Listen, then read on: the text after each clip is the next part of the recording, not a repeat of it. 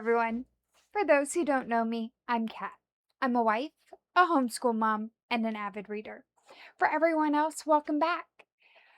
I wanted to share with you 5 titles that I have bought solely based on the cover, and with the exception of one of them, I had no uh, foreknowledge of what the book was about, but I saw the cover and had to get it.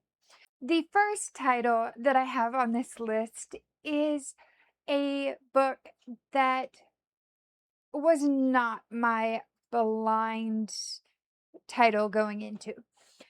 I originally came across this title through Anne Bogle's Modern Mrs. Darcy's Summer Reading Guide, in which she puts out a list of 30-ish books that come out between April and August each year, and this one was on it. And that is The Lost Apothecary by Sarah Pinner. This one, the cover of this just really called to me. I love the purples and the pinks on it. Just very eye-catching to me. And in this one, we have dual timelines, and it is a historical fiction. We have one timeline that takes place in the late 1700s, 1791, and we're introduced to the character Nell. No, Nella. Nella. And she works for this apothecary shop, and one of the things that she does is help women who are in ugly situations, very oppressive situations, and she helps by giving them a poison that will help them get out of their situation. And then our other timeline is 200 years later, and we are following Caroline Parswell, who is a historian. She's actually stumbles across some apothecary jars in a dig that she's doing, and it catches her interest into this. And through all of this, we find out that Caroline is dealing with a issue herself of an husband who has been unfaithful. And so she's trying to decide what she's going to do, if she's going to remain in this marriage, if she's going to dissolve her marriage, and kind of try to figure out what she wants from life through this, as she's using Nella's story to kind of escape through this. But first cover buy, I did not go into this one blind.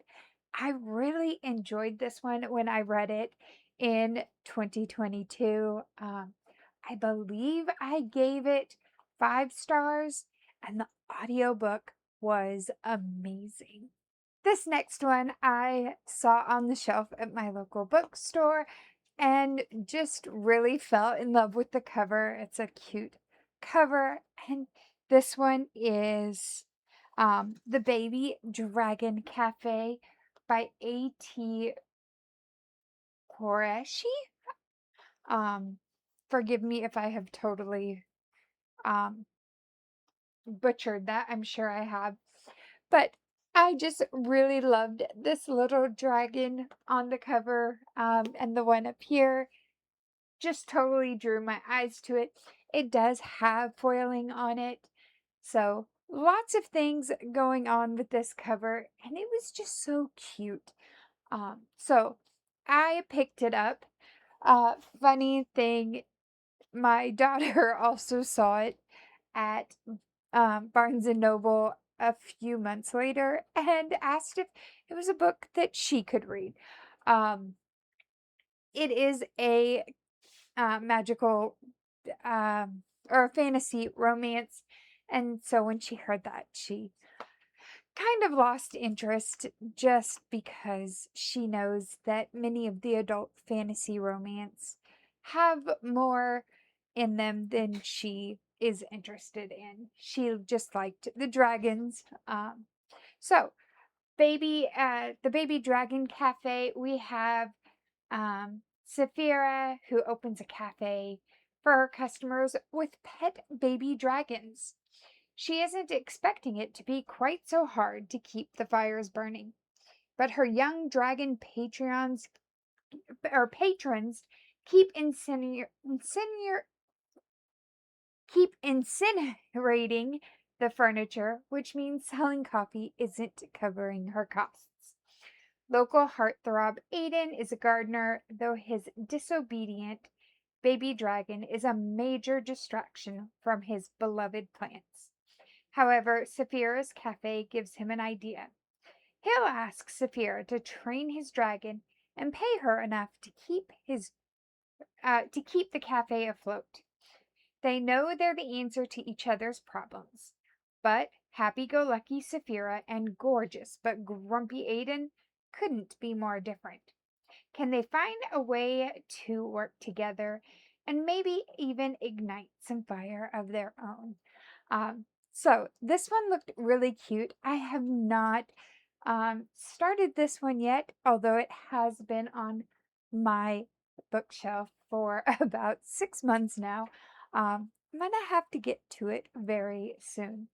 But cover by number 2. This one is actually my most recent cover by, and it was just a random day. My husband and I went into Barnes and Noble and he said, pick a book. So I picked a book. And this one is Booked for Murder, a mystery by P.J. Nelson. These last three, you're going to see the common theme of books in them. But this one, just that stack of books really called out to me as far as the cover art on here. And the back of the book says, Madeline Brimley is at loose ends when she gets word that her beloved, eccentric Aunt Rose passed. And in her will, she's left Madeline her equally eccentric bookstore. The old Juniper Bookshop is housed in an old Victorian mansion in the small college town of Enigma, Georgia.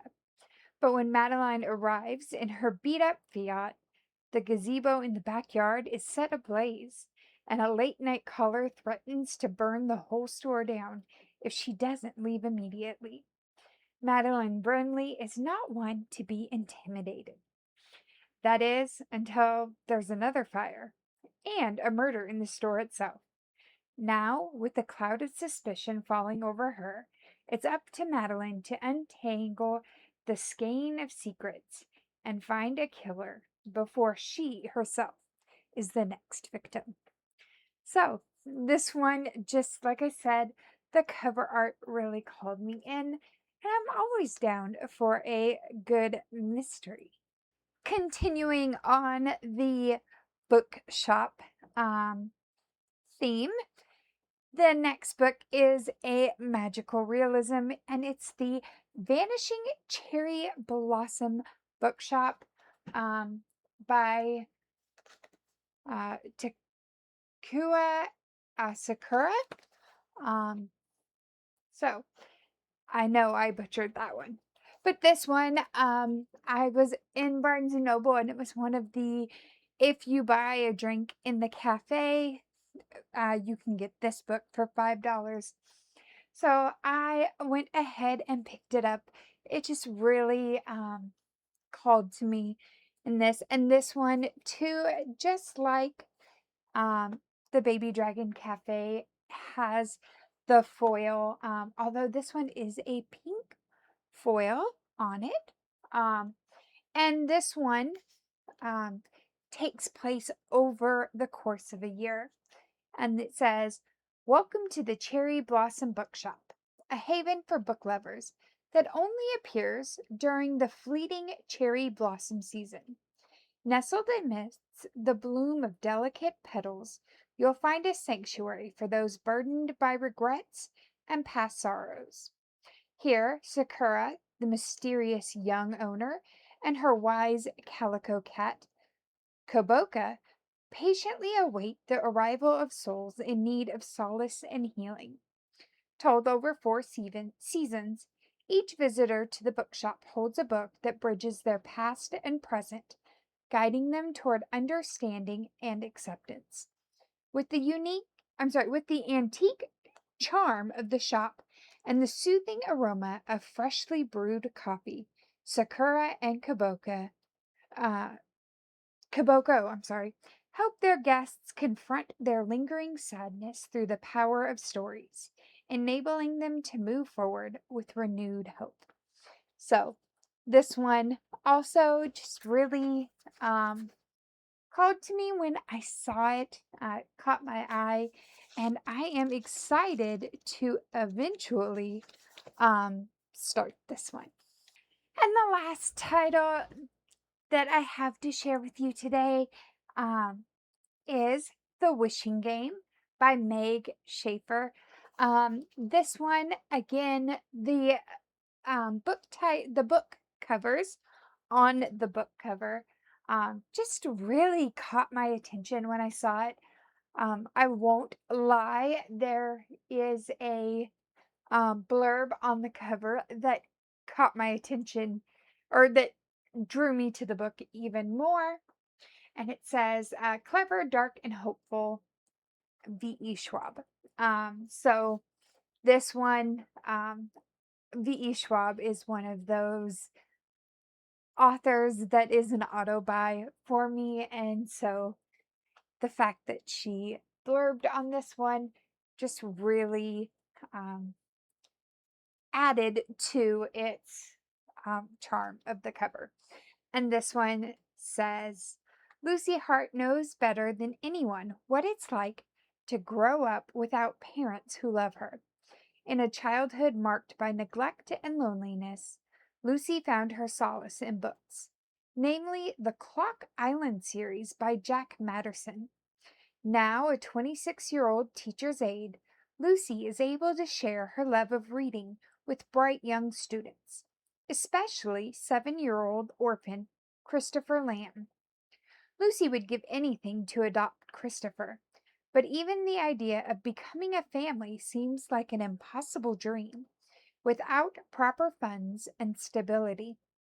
Just when Lucy is about to give up, Jack Masterson announces he's written a new book. Even better, he's holding a contest at his home on the real Clock Island, and Lucy is one of the 4 lucky contestants chosen to compete to win the one and only copy. For Lucy, the chance of winning the most sought after book in the world means everything to her and Christopher. But first, she must contend with ruthless book collectors, wily opponents, and the distractingly handsome and grumpy Hugo Reese, the illustrator of the Clock Island books. Meanwhile, Jack, the mastermind, Masterson, is plotting the ultimate twist ending that could change all their lives forever. So, this one also is magical realism, and so that's just something that I naturally find I'm drawn to in books, and so we're going to give this one a shot as well. And there we have it. 5 books that I have bought based originally on the cover.